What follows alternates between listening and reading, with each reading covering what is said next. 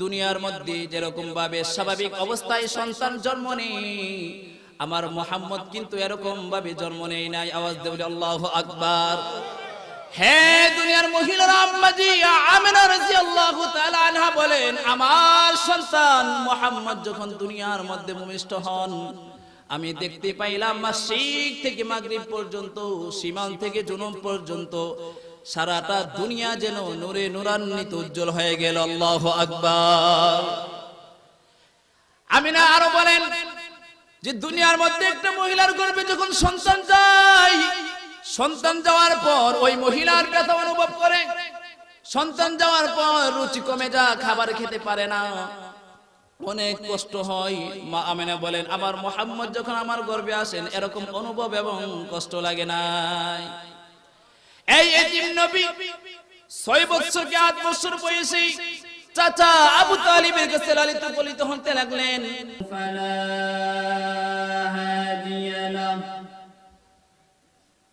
ওয়া নাশহাদু আন্না সাইয়্যিদানা ওয়া সানাদানা ওয়া হাবিবানা ওয়া হাবিবা কুলুবানা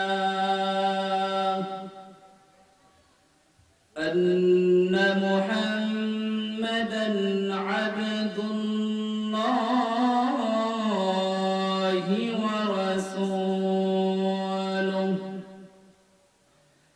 ফাকাদ ক্বালা আল্লাহু তাআলা ফি কালামিহিল মাজিদ ওয়া ফি ফুরকানিহিল হামিদ। আমার সাথে সকলেই ঈমানদারের আওয়াজে, মুসলমানের আওয়াজে, অন্তরে অন্তঃস্থল থেকে সকলে পড়ি, আউযু বিল্লাহি মিনাশ শাইতানির রাজীম। বিসমিল্লাহির রাহমানির রাহিম।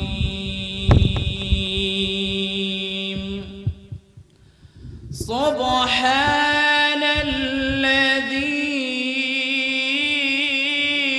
أسرى بعبده ليلا من المسجد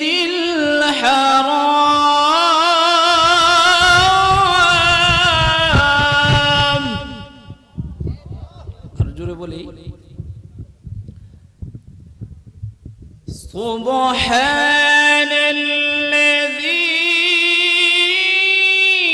أسرى بعبده ليلا من المسجد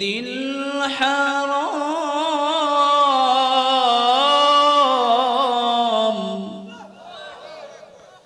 إلى المسجد الأقصى الذي باركنا حوله لنريه من آياتنا إنه هو السميع العليم.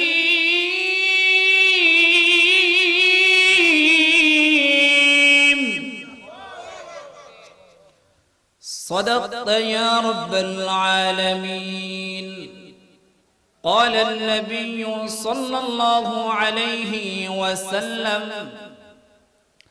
قال النبي صلى الله عليه وسلم عن عائشة رضي الله تعالى عنه قالت قال رسول الله صلى الله عليه وسلم وكان خلق القرآن أو كما قال عليه الصلاة والسلام في شان حبيبه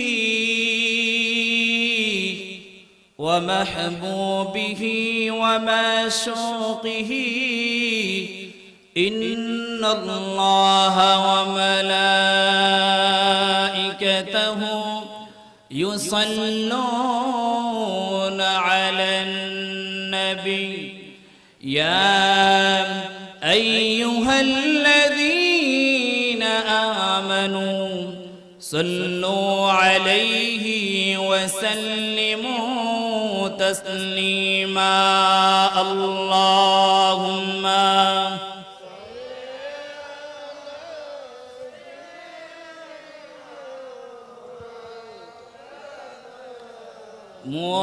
محمد وعلى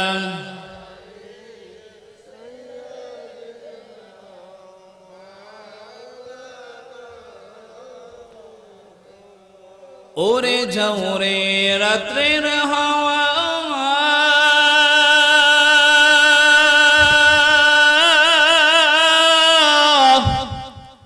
ওরে ঝরে মদিনা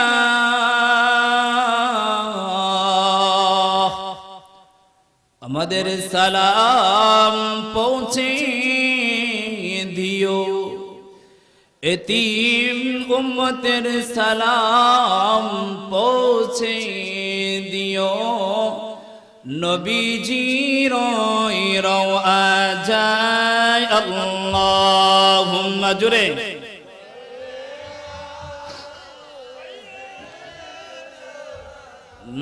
মাওলানা মুহাম্মদ ওয়া আলা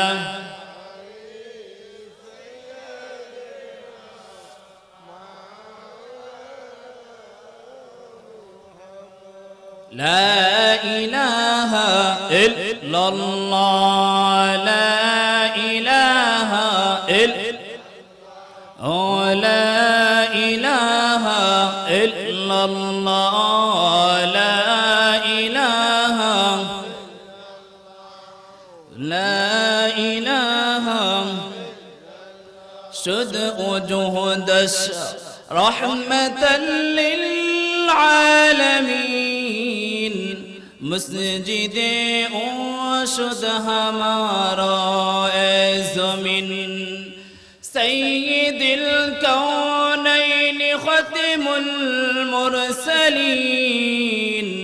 آخر آمد بود فخر الاولین لا الہ الا اللہ لا الہ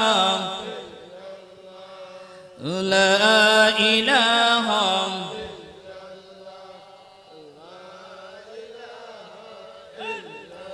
لا إله إلا الله محمد رسول الله صلى الله عليه وسلم إلهي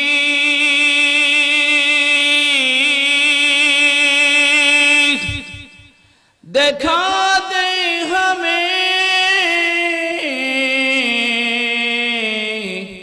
उस नबी की सामने उसने दंदन शहीद और उहुद में बलगल उला كشف الدجى بجماله حسنت جميع حصاله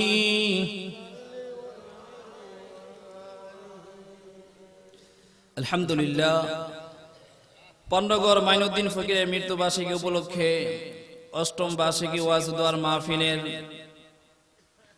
সম্মানিত সভাপতি আলহাজ হযরত মাওলানা আব্দুল কাদের আল কাদরি পীর সাহেব পন্ডগড় দরবার শরীফ আজকের মাহফিলের সহসভাপতি হাজী মোহাম্মদ হারুন সওদাগর বিশিষ্ট ব্যবসায়ী চট্টগ্রাম আজকের মাহফিলের প্রধান বক্তা আমাদের এই গ্রামের কৃতি সন্তান যিনি সারা বাংলাদেশের মধ্যে কোরআনের কথা হাদিসের কথা উচ্চ স্বরে সুনিত কণ্ঠে মানুষকে মনোমুগ্ধ করে থাকেন সকলের হৃদয়ের স্পন্দন বিশিষ্ট ইসলামী চিন্তাবিদ, বাংলাদেশ টেলিভিশন ও বিটিভি ওয়ার্ল্ড এর আলোচক পীরজাদা মোহাম্মদ গোলাম জিলানী আল কাদরি পীর সাহেব মাদ্দাজিল আলী। আজকের মাহফিলের প্রধান আকর্ষণ নবযুগের তরুণ বক্তা, বিশিষ্ট ইসলামী চিন্তাবিদ হযরত মাওলানা জাহাঙ্গীর আলম সাহেব জগন্নাথপুরী। আরো রয়েছেন প্রধান অতিথি, প্রধান মেহমান, বিশেষ অতিথি এবং আজকের মাহফিলের পরিচালনা জনাব হযরত মাওলানা রফিকুল ইসলাম সাহেব এবং আজকের মাহফিলের পরিচালনা করেছেন ইকবাল হোসেন সাহেব। আর এই মাহফিল যার অল্পান্ত কষ্ট মেহনতের কারণে যিনি হয়েছেন জনাব মোহাম্মদ আবু বকর সিদ্দিক রতন সাহেব। দূর দূরান্ত থেকে আগত আমার মুরব্বী বাবারা, যুবক ভাইয়েরা, পর্দানিশী আমার মা ও বোনেরা, মহান রব্বে কারিমের দরবারে সর্বপ্রথম আল্লাহ তাআলার দরবারে শুকরিয়া জ্ঞাপন করছি, যেই মহান আল্লাহ তাআলা আমাদেরকে এই শীতের মধ্য থেকে যাচাই করে বাছাই করে ভালোবেসে আল্লাহ তাআলা পারতেন আমাদের সকলকে লেপ অথবা কম্বলের ভিতরে ঘুম পাড়ায় রাখতেন, পারতেন কিনা? আওয়াজ দিয়ে বলেন, পারতেন কিনা? এই থেকে বোঝা যায় যে আল্লাহ তাআলা ভালোবাসছেন বিদায়ী আমাদেরকে এই জান্নাতের বাগানের মধ্যে আসতে পেরেছি। তার জন্য আমরা খুশি না বেজার? আওয়াজে তো বলে না খুশি, আরো জোরে বলি, খুশি না বেজার? যদি খুশি হয়ে দেখি তাহলে এই পান্ডগরের জমিন থেকে মহান আল্লাহ তাআলার দরবারে শুকরিয়া জ্ঞাপন করি। ফেরেশতাদেরকে যেন বলতে পারে, হে ফেরেশতারা দেখো না, আমার ওই ছোটখাটো আমার 3.5 হাত বডির বান্দারা পান্ডগরের জমিন থেকে আমার বরত্ব প্রকাশ করতেছেন। তোমরা তো ফেরেশতারা বলেছিলে আদম সন্তানকে সৃষ্টি করা না করার কথা, দেখো না আমার বান্দারা দুনিয়ার মধ্যে কোনো কিছু চায় না, টাকার লোভ নাই, কোনো কিছুর লোভ নাই।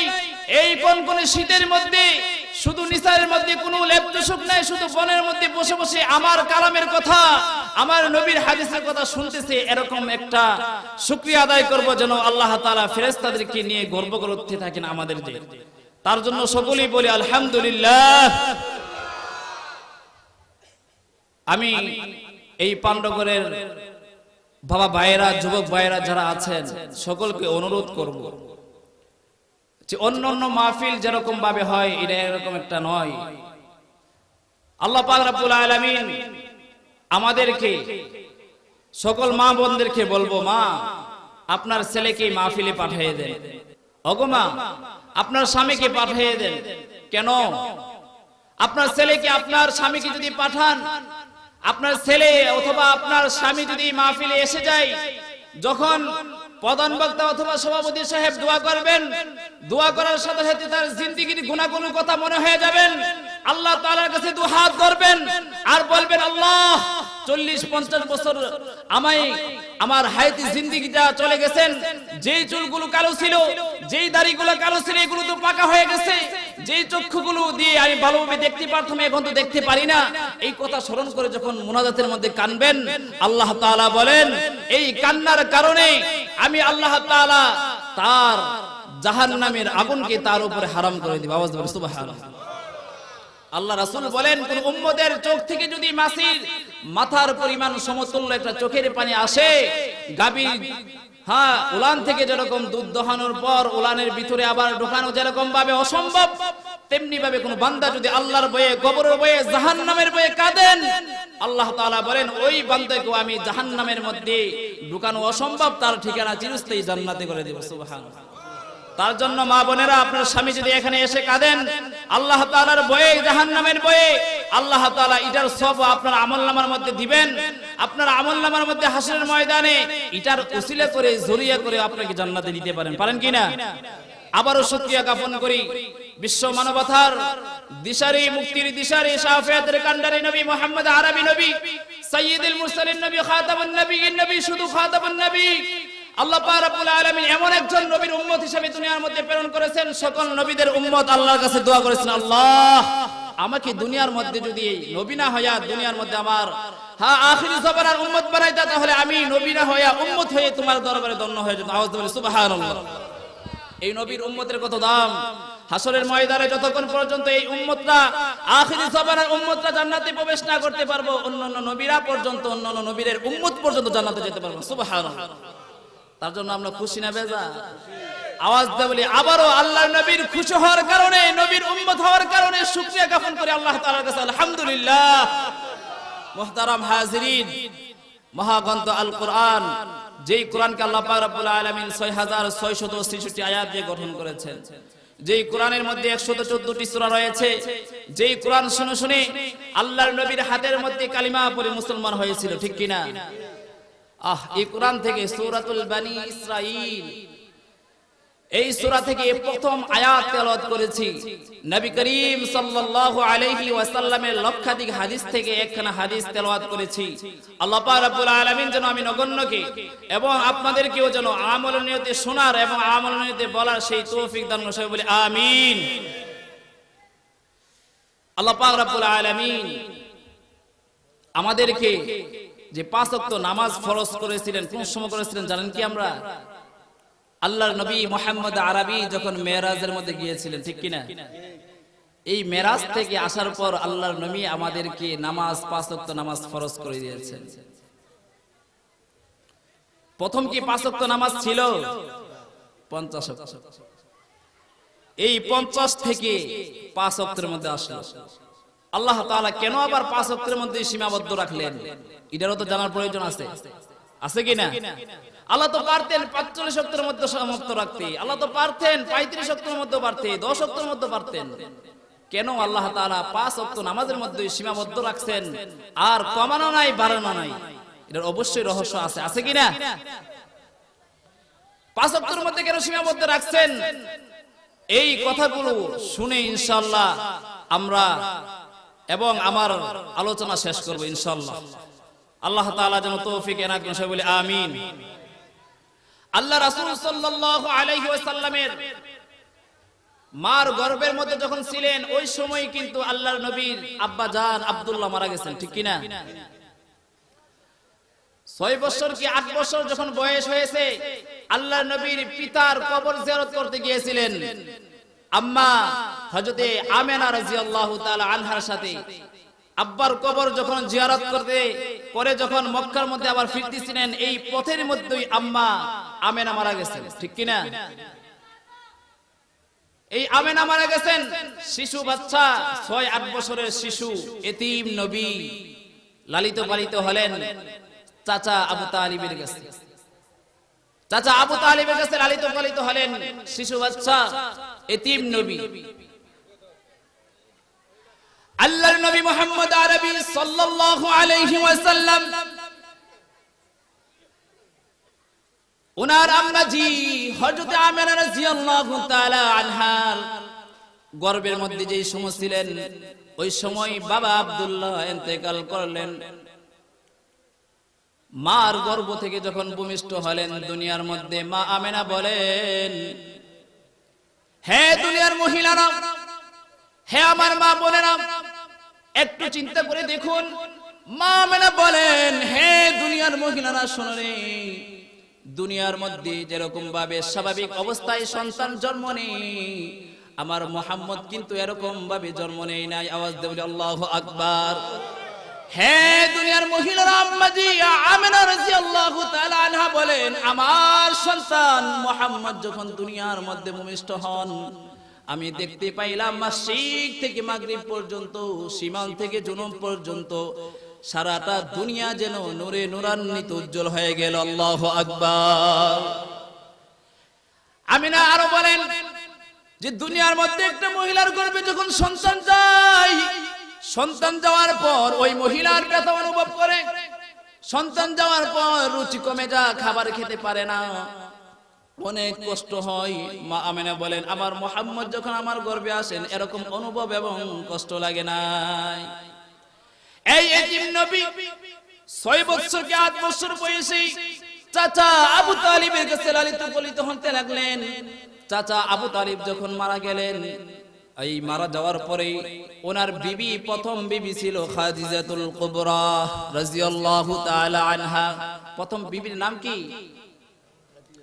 আল্লাহর নবী সাল্লাল্লাহু আলাইহি ওয়াসাল্লামের 25 কি 24 বছর বয়সে ওই সময় আল্লাহর নবী সাল্লাল্লাহু আলাইহি ওয়াসাল্লামের নবুয়াতের দাওয়াত দেওয়ার জন্য মানুষের কাছে গিয়ে গিয়ে ইসলামের দাওয়াত দেওয়ার জন্য আল্লাহ তাআলা ওই সময় নির্দেশ করেন নাই। এই সময় আল্লাহর নবী সাল্লাল্লাহু আলাইহি ওয়াসাল্লাম প্রথম বিবি হিসাবে গ্রহণ করেছিলেন খাদিজাতুল কুবরা। খাদিজাতুল কুবরা এবং কি চাচা আবু তালিব দুজনের মৃত্যু 3 দিন বেশ কম হয়, 3 দিন আগ পিছ হয়। আল্লাহর নবী ভেঙে পড়লেন, দুঃখিত হলেন, আহারে আমি একজন এতিম সন্তান ছিলাম, আমার পিতা তো আমি যখন মার গর্ভে ছিলাম ওই সময় তো আমার বাবা মারা গেছেন, আমার বয়স যখন 8 থেকে 6 বছর ওই সময় তো আমার মা হারিয়ে গেছেন, আর এখন আমার চাচা আবু তালিব মারা গেল। এই 3 দিনের মধ্যে আবার ওনার প্রথম স্ত্রী খাদিজাতুল কুবরা মারা গেলেন। অনেক দুঃখিত হয়ে গেলেন, মনটা যেন সবকিছু চূর্ণ বিচূর্ণ হয়ে গেলেন। আসমান থেকে যেন ওনার উপরে এরকম একটা ঘূর্ণিঝড় আসলো যে ওনার মনটাই সবটা ভেঙে চুরে হয়ে গেল। আল্লাহর নবীর দোস্ত মুহাম্মদ আরবি সাল্লাল্লাহু আলাইহি ওয়াসাল্লামকে সান্ত্বনা দেওয়ার জন্য, উনিকে খুশি করার জন্য, উনি তো এমন একজন নবী যেই নবীর উসিলায় আল্লাহ তাআলা আসমান জমিন, 7 আসমান 7 জমিন, জান্নাত জাহান্নাম বানাইছেন, ঠিক কি না? আওয়াজ দিয়ে বলেন ঠিক কি না? যেই নবীকে সৃষ্টি না করলে আল্লাহ তাআলা কোনো কিছু সৃষ্টি করতেন না। যেই নবীর উসিলা করে দি আল্লাহর নবী হযরত আদম আলাইহিস সালাতু ওয়াস সালাম যখন জান্নাত থেকে দুনিয়ার মধ্যে পাঠিয়ে দিয়েছিলেন, একমাত্র জান্নাত থেকে দুনিয়ার মধ্যে পাঠানোর কারণ হলো গন্ধম গাছের ফল খেয়েছিল, জানেন কিনা? এই কারণে আল্লাহ তাআলা জান্নাত থেকে আদমকে দুনিয়ার মধ্যে প্রেরণ করেছিলেন। আর এটা আদম আলাইহিস সালাতু ওয়াস সালামের একটা ভুল হয়ে গেছে, এই কারণে আল্লাহ তাআলার কাছে দরখাস্ত করতেন সব সময়, রব্বানা যালামনা আনফুসানা ওয়া ইল্লাম তাগফির লানা ওয়া তারহামনা। এরকম ভাবে একদিন নয়, 2 দিন নয়, 350 বছর কাঁদছেন। শেষ পর্যন্ত আদম আলাইহিস সালাতু ওয়াস সালাম 350 বছরের মধ্যে কোনদিন মাথাটা উপরের দিকে তাকান নাই। 350 বছর যখন হয়ে গেল, আল্লাহর নবী আদম আলাইহিস সালাতু ওয়াস সালাম উপর দিকে তাকিয়ে দেখতেছেন, লা ইলাহা ইল্লাল্লাহু মুহাম্মাদুর রাসূলুল্লাহ। আদম বলে, ওগো আল্লাহ, তোমার নামের সাথে ওই নাম যার নাম মুহাম্মদ, ওই নামের উসিলা করে আমাকে মাফ করে দাও। সুবহানাল্লাহ, আওয়াজ দিয়ে আল্লাহু আকবার। কেমন নবী, যেই নবীর উসিলা করে দোয়া করেছিলেন, সর্বপ্রথম এই দুনিয়ার মধ্যে মানুষ হিসাবে দুনিয়ার মধ্যে প্রেরণ করেছিলেন, যার মা নাই বাবা নাই, তার নাম কি? আদম আলাইহিস সালাতু ওয়াস সালাম। আল্লাহর নবীকে সান্ত্বনা দেওয়ার জন্য আল্লাহ তাআলা মেরাজের মধ্যে উর্দু ভবন করেছিলেন, উর্দু পৃথিবী ভবন করিয়েছেন যে আল্লাহর নবীকে সান্ত্বনা দেওয়ার জন্য। সুবহানাল্লাহ, এই ঘটনায় এই আয়াতে কালিমার মধ্যে আল্লাহ তাআলা এটাই বুঝাচ্ছেন। আল্লাহ রাব্বুল আলামিন সূরাতুল বনী ইসরাঈল প্রথম নম্বর আয়াতে আল্লাহ রাব্বুল আলামিন বলেন, সুবহানাল্লাযী আসরা বিআবদিহি লাইলাম মিনাল মাসজিদিল হারাম। আল্লাহ রাব্বুল আলামিন বলেন, বাইতুল হারাম, বাইতুল মুকাদ্দাস, মসজিদুল হারাম থেকে মসজিদুল আকসা পর্যন্ত আমি মুহাম্মদ আরবি সাল্লাল্লাহু আলাইহি সাল্লামকে ভ্রমণ করেছি। সুবহান শব্দ প্রথম ব্যবহার করেছেন। আল্লাহ তাআলা তো পবিত্র, ঠিক কিনা? আল্লাহ তাআলা পবিত্র কিনা? আল্লাহ তাআলা কি কারো মুখাপেক্ষী নাকি? আল্লাহ তাআলা কারো মুখাপেক্ষী? আল্লাহ তাআলা কারো মুখাপেক্ষী না। আল্লাহ তাআলা পবিত্রতার জন্য প্রথমে বলেন সুবহান আল্লাযী আসরা বিআবদিহি লাইলাম মিনাল মাসজিদিল হারাম। রাত্রির সময় আমার দোস্ত মুহাম্মদকে উম্মে হানির গড় থেকে, উম্মে হানির গড় হলো এখন বর্তমানে যেটা, যারা হাজী সাহেব আছেন তারাই বুঝবেন, মাকামে ইব্রাহিম যে স্থানটা, এই জায়গার মধ্যে উম্মে হানির গড় ছিলেন। আল্লাহর নবী সাল্লাল্লাহু আলাইহি ওয়াসাল্লাম উম্মে হানির ঘরের মধ্যে বসা ছিলেন, ঘুমের মধ্যে রেস্ট নিচ্ছিলেন। ওই সময় হযরত জিবরাইল আলাইহিস সালাতু ওয়াস সালাম এসে আল্লাহর নবীকে বুরাকে উঠে প্রথম আসমানের দিকে রওনা হয়েছিলেন। সুবহানাল্লাহ। আল্লাহ রাব্বুল আলামিন আল্লাহর নবী মুহাম্মদ আরবি সাল্লাল্লাহু আলাইহি ওয়াসাল্লামকে সান্ত্বনা দেওয়ার জন্য আল্লাহ রাব্বুল আলামিন হযরত জিবরাইল আলাইহিস সালাতু ওয়াস সালামকে পাঠিয়ে দিলেন, হে আমার জিবরাইল, যাও মুহাম্মদকে আমার সান্নিধ্য লাভ করার জন্য নিয়ে আসো। এই যখন কথা বললেন, জিবরাইল বুরাক নিয়ে আল্লাহর নবী সাল্লাল্লাহু আলাইহি ওয়াসাল্লামের কাছে হাজির হয়ে গেলেন। বুরাক এরকম একটা বুরাক, যেটা খচ্চর নয়, গাদাও নয়, এরকম একটা পানি ছিল, যেই পানিটা চোখের পলক থেকে যেরকম দূরত্ব হতো এর থেকে বেশি দূরত্বগামী হতো। সুবহানাল্লাহ। আল্লাহর নবী সাল্লাল্লাহু আলাইহি সাল্লাম বুরাকের মধ্যে উঠলেন, উঠে আল্লাহর নবী প্রথম আসমানের মধ্যে রওনা হলেন। সুবহানাল্লাহ। আল্লাহ পাক রব্বুল আলামিন জিবরাইলের মাধ্যমে প্রথম আসমানে ওঠার পর প্রথম আসমানে ফেরেশতারা গেট লক করা ছিল, ওই দারওয়ান ফেরেশতারা বলতেছেন, হে জিবরাইল, কাকে নিয়ে আসছো? তখন বলতেছেন, যাকে সৃষ্টি না করলে কোনো কিছু সৃষ্টি হতো না, যেই নবীর উসিলায় আল্লাহ পাক রব্বুল আলামিন সবকিছু সৃষ্টি করেছেন।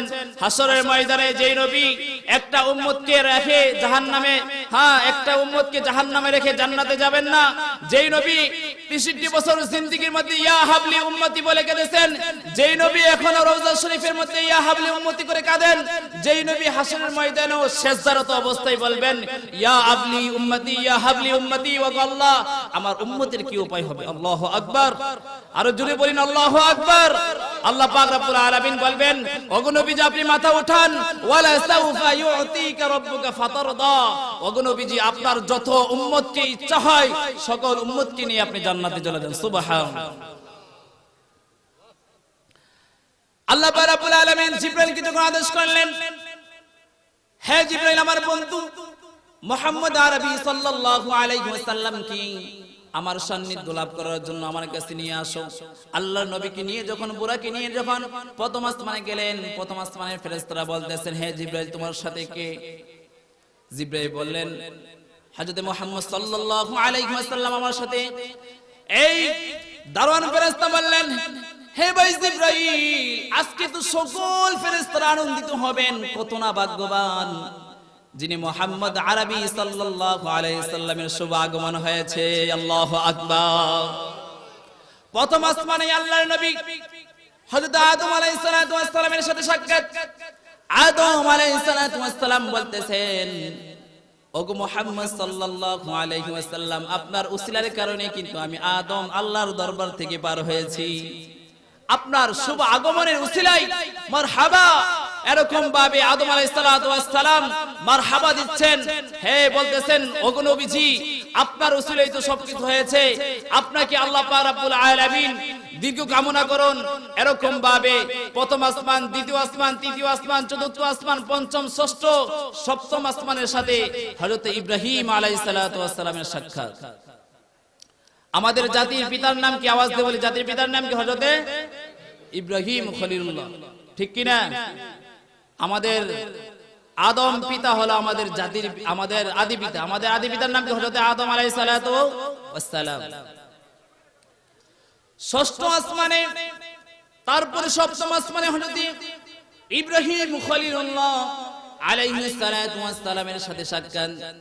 ইব্রাহিম আলাইহিস সালাতু ওয়াস সালামের সাথে যখন সাক্ষাৎ হয়ে গেল, ইব্রাহিম আলাইহিস সালাতু ওয়াস সালাম কে বলতেছেন, ওগো নবীজি, আপনি যে নমরুদের সাথে অনেক কিছু করেছেন, নমরুদের সাথে আপনি আল্লাহ তাআলার আদেশ ক্রমে অনেক যুদ্ধ করেছেন, আপনাকে অনেক কষ্ট করে হয়েছে, আপনার পিতা ছিল কাফের, আপনি অনেক জ্বালা যন্ত্রণা সইতে হয়েছে, নমরুদের আগুনের পর্যন্ত আপনি পড়তে হয়ে গেছে। হযরত ইব্রাহিম আলাইহিস সালাতু ওয়াস সালামের সাথে সাক্ষাৎ হলেন। এমন অবস্থায় বাইতুল মামুর, বাইতুল আকসা, যে জায়গার মধ্যে আল্লাহ তাআলার নবী পয়গম্বর ৭০,০০০ পয়গম্বর শুয়ে রয়েছেন, ওই জায়গার মধ্যে আল্লাহর নবী সাল্লাল্লাহু আলাইহি ওয়াসাল্লাম নামাজরত, নামাজের অবস্থা হয়ে গেছেন, নামাজের সময় হয়ে গেছেন।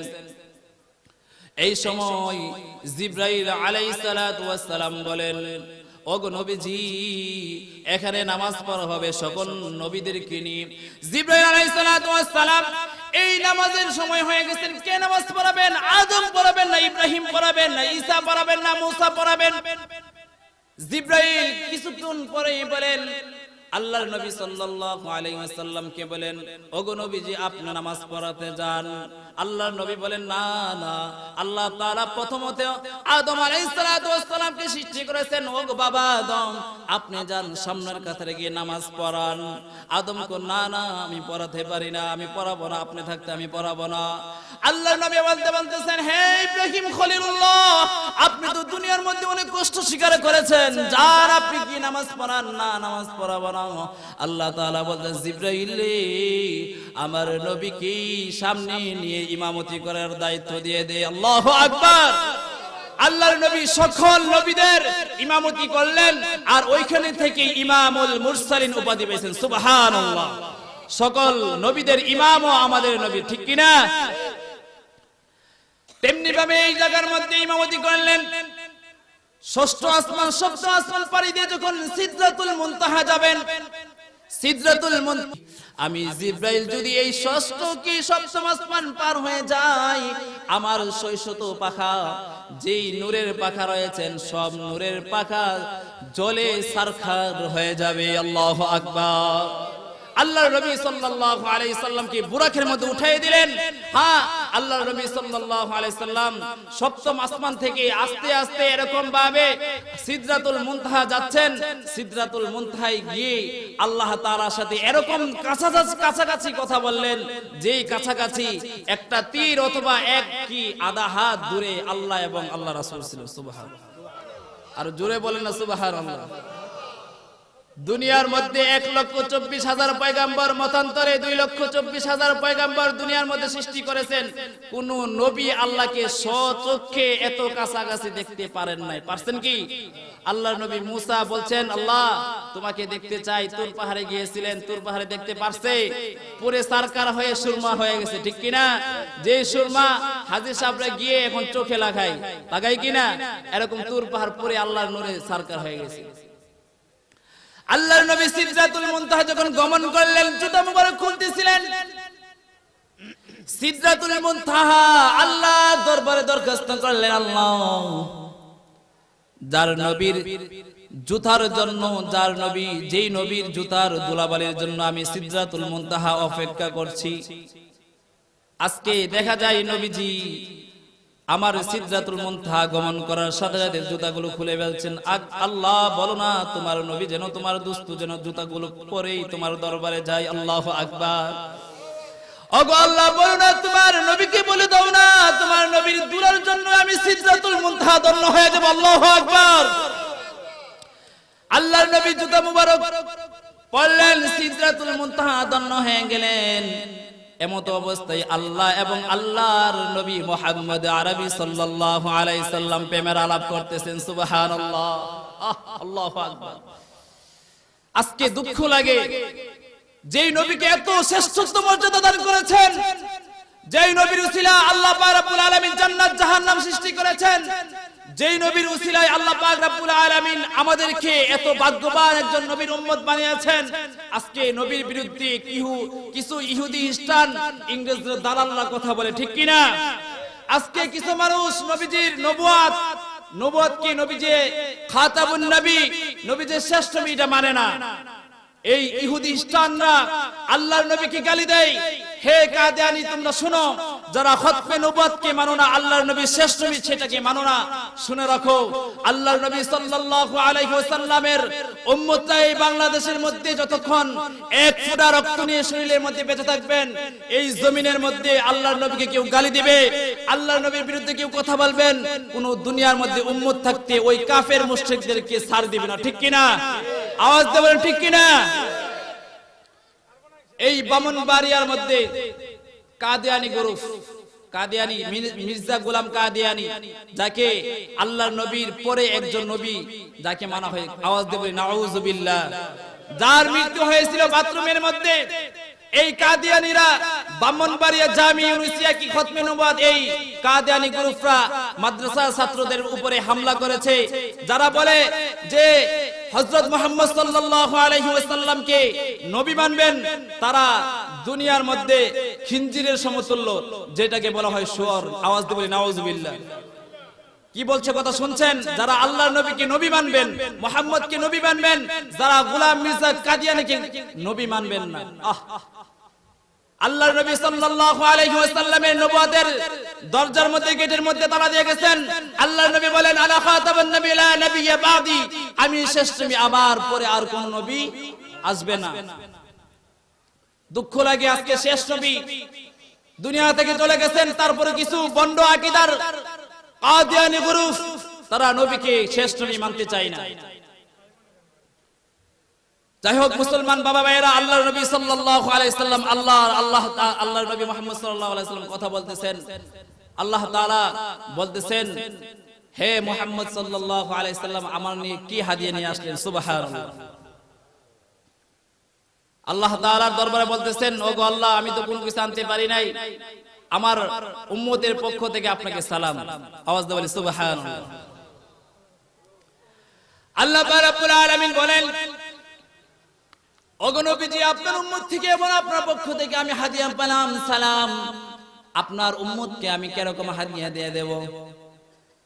আল্লাহর নবী সাল্লাল্লাহু আলাইহি ওয়াসাল্লাম বলেন, ওগো আল্লাহ, আপনি তো আমাকে সান্ত্বনা দেওয়ার জন্য অথবা আপনার দেন মুবারকের মধ্যে সান্নিধ্য লাভ করলেন, আপনাকে স্বচক্ষে এবং সশরীরে দেখতে পেলাম। কিন্তু আল্লাহ, আমার উম্মতের কি উপায় হবে? আমার উম্মতরা তো আপনাকে সশরীরে এবং স্বচক্ষে দেখতে পারবেন। আল্লাহু আকবার। আর কেমন নবীর উম্মত, সিদরাতুল মুনতাহা আল্লাহর সাথে কথা বলতেছেন, ওই সময় পর্যন্ত একটা উম্মতকে বলেন নাই। সুবহানাল্লাহ। এই জায়গার মধ্যে আম্মা আয়েশা সিদ্দিকা রাদিয়াল্লাহু তাআলা আনহা বলেন, আল্লাহর নবী যখন মৃত্যু অবস্থায় হয়ে যাবেন, ওই সময় বলেন, ওগো নবীজি, আপনি দুনিয়া থেকে বিদায় নেবেন, হাসরের ময়দানে আপনাকে কোথায় পাবো? আল্লাহর নবী সাল্লাল্লাহু আলাইহি ওয়াসাল্লাম বলে, হে আয়েশা শুনো রে, একটা উম্মতকে রেখে আমি কখনো মুহাম্মদ জান্নাতে যেতে পারি না। হে আয়েশা, প্রথমে খুঁজবা জাহান্নামের গেটের মধ্যে, আমাকে প্রথমে খুঁজবা যেই জায়গার মধ্যে সিদরাতুল মুনতাহা, যেই জায়গার মধ্যে ফুলসিরাতের ফুলটা পার হতে হবে, ওই সময় ফুলসিরাতের ফুলের গোড়ার মধ্যে আমি মুহাম্মদকে পাইবা। আর ওই ফুলসিরাতের ফুলের মধ্যে যদি না পাও, তাহলে হাউজে কাউসারের পানি যখন আমার উম্মতকে পান করাবো, হাউজে কাউসারের পানির কাছে, ওই হাউজে কাউসারের পারের মধ্যে থাকবারে আয়েশা। আর ওই জায়গার মধ্যে যদি না পাও, তাহলে ওই যে মিজানের পাল্লার মধ্যে থাকবা। ওই তিন জায়গার মধ্যে আমি মুহাম্মদ সাল্লাল্লাহু আলাইহি ওয়াসাল্লাম ছুটাছুটি করব, একমাত্র আমার উম্মতকে কিভাবে জান্নাতে নিতে পারি। সুবহানাল্লাহ। এই কথা আম্মা আয়েশা সিদ্দিকা রাদিয়াল্লাহু তাআলা আনহাকে বললেন। হ্যাঁ, তিন জায়গার মধ্যে থাকবো, ফুলসিরাতের পুলের মধ্যে, হাউজে কাউসারের পানি পান করার জন্য, এবং কি যখন নেকের পাল্লা এবং বদের পাল্লা যেখানে ওজন হবে, ওই জায়গার মধ্যে থাকবো। হে আয়েশা, চিন্তা করো না, আমি একটা উম্মতকে রেখে জান্নাতে যাব না। সুবহানাল্লাহ। মুসলমান, হে যুবক ভাই, হে আমার মা বোনেরা, আজকে নবীকে কতটুকু মহব্বত করি। যুবক ভাই, আজকে যৌবনের তাড়না তোমার মুখের মধ্যে দাঁড়িয়ে রাখো না। আজকে তুমি যুবক হইছো, তুমি নামাজ পড়ো না। ও বাবা শোনো যুবক, তোমার মতো কিন্তু তোমার দাদা এবং বৃদ্ধ বাবারও ছিল কিনা? আজকে যেই চোখগুলো দিয়ে পাওয়ারফুল ভাবে দেখতে পাইতো, আজকে এরকম ভাবে দেখতে পারে না। যেই চুলগুলা কালো ছিল, এইগুলো সাদা হয়ে গেছে। তুমিও কিন্তু যুবক একদিন এরকম হয়ে যাবা কিনা? আল্লাহ রাব্বুল আলামিন সূরাতুল বনী ইসরাঈলের মধ্যে বলেন, সুবহানাল্লাযী ইসরা বিআবদিহি লাইলাম মিনাল মাসজিদিল হারাম। সুমহান, সুপবিত্র সত্তা মহান আল্লাহ রাব্বুল আলামিন, যাকে বাইতুল হারাম থেকে বাইতুল মুকাদ্দাস থেকে বাইতুল মামুর পর্যন্ত নিয়েছিলেন। আল্লাহ রাব্বুল আলামিন মুহাম্মদ সাল্লাল্লাহু আলাইহি ওয়াসাল্লামকে বললেন, ওগো নবীজি, আপনি এবং আপনার উম্মতের পক্ষ থেকে আমাকে সালাম হাদিয়া দিলেন, কিন্তু আপনার উম্মতকে কি হাদিয়া দেব? এবং আপনি আমার কাছে দরখাস্ত করেছেন, আপনি আমাকে সশরীরে সচক্ষে দেখছেন, আপনাকে কিভাবে দেখবে আপনার উম্মতরা? ওগো নবীজি যান, আপনাকে আমি মেরাজের মধ্যে এনে আপনার এবং আমি সান্নিধ্য লাভ করেছি, দিদার লাভ করেছি। আপনার উম্মতের জন্য আমি 50 ওয়াক্ত নামাজ ফরজ করে দিয়েছি। আল্লাহু আকবার। কয় ওয়াক্ত নামাজ? আওয়াজ দিয়ে বলেন, কয় ওয়াক্ত নামাজ? আসেনি এখন 50 ওয়াক্ত নামাজ? 50 ওয়াক্ত নামাজ ফরজ করে দিয়ে আল্লাহ তাআলার কাছে বিদায় নিয়ে যখন আসছেন, চতুর্থ আসমানের মধ্যে মূসা আলাইহিস সালাতু ওয়াস সালামের সাথে সাক্ষাৎ। কার সাথে? কোন নবী? আওয়াজ দিয়ে বলি, কোন নবীর সাথে সাক্ষাৎ? মূসা নবীর সাথে সাক্ষাৎ। মূসা আলাইহিস সালাতু ওয়াস সালাম একটু হিংসুক, আবার হিংসুক না। উনি বলতেছেন, আপনি তো আল্লাহর নবীকে দেখতে, আল্লাহ তাআলাকে দেখতে পাইছেন। হ্যাঁ, আপনার উম্মতরা তো হাসরের ময়দানে আগে আগে জান্নাতে যাবেন। এই কথা বলে মূসা নবী কাঁদতেছেন। সুবহানাল্লাহ। বলতেছেন, আপনার উম্মতরা তো আগে আগে জান্নাতে চলে যাবেন। আমি তো আল্লাহ তাআলাকে দেখতে বলেছিলাম, দেখতে পারলাম না, আপনি তো দেখতে আসছেন। আপনার উম্মতের জন্য আল্লাহ তাআলা কি হাদিয়া দিলেন? আল্লাহর নবী বলতেছেন, আমার উম্মতের জন্য 50 ওয়াক্ত নামাজ ফরজ করছেন। সুবহানাল্লাহ। মূসা আলাইহিস সালাম বলেন, আপনার উম্মতের জন্য 50 ওয়াক্ত নামাজ ফরজ করছেন? কি বলেন?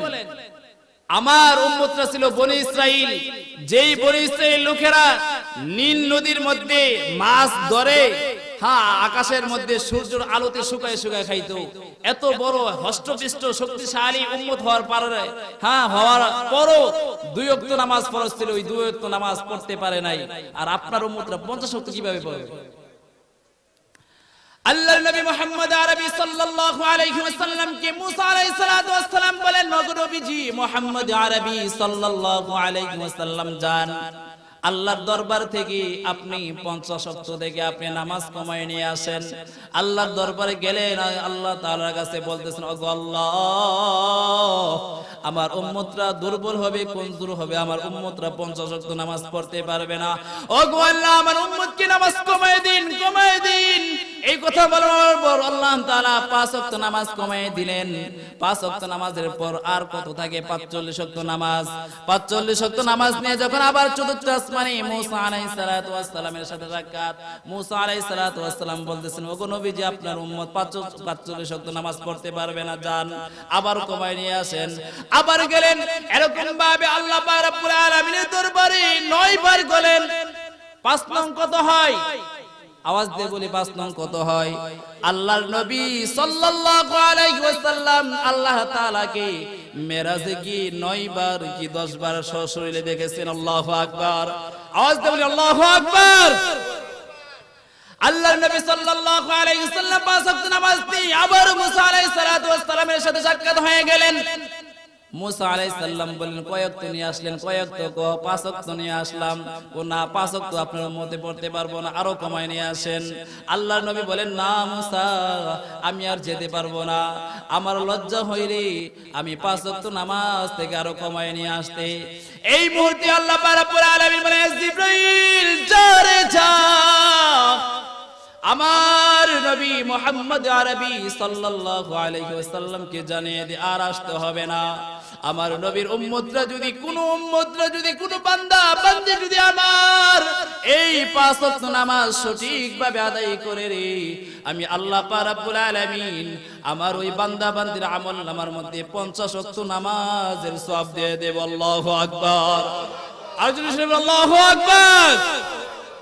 শুধু তাই নয়, আল্লাহ পাক রব্বুল আলামিন 50 ওয়াক্ত থেকে 5 ওয়াক্ত নামাজ ফরজ করলেন। 5 ওয়াক্ত নামাজ নিয়ে আসলেন। আল্লাহ পাক রব্বুল আলামিন কেন 5 ওয়াক্ত নামাজের মধ্যে সীমাবদ্ধ রাখলেন? শুনবো কি? কেন?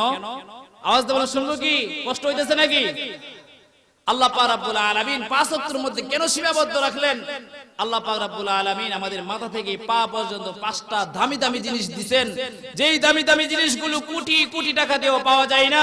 কোন ভিক্ষুক যার চোখ নাই, অন্ধ, যার এরকম ভাবে দুইটা হাত নাই, পা নাই, ওই ব্যক্তির কাছেও যদি গিয়া আপনি বলেন, ভাই তুমি তো সারা দিন কি করো, ভিক্ষুকগিরি করো, তোমার আর সারা দিন ভিক্ষুকগিরি করতে হবে না, তোমাকে 1 কোটি টাকা দেব, তোমার দুইটা চোখ দিয়ে দাও, দিয়ে দিবে কি? ওই ভিক্ষুকটা বলবেন, ভাই আমি সারা জীবন না খেয়ে মরে যাব, তারপর আমার দুইটা চক্ষু 1 কোটি টাকার বিনিময়ে দেব না। বলবেন এই এক কথা?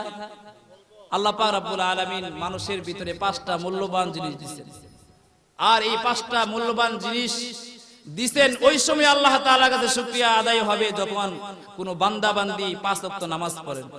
আওয়াজ দিয়ে বলি সুবহানাল্লাহ। আল্লাহ পাক রব্বুল আলামিন আল্লাহর মহাগ্রন্থ আল কোরআনের মধ্যে বলেন, লা ইন শাকারতুম লাযীদান্নাকুম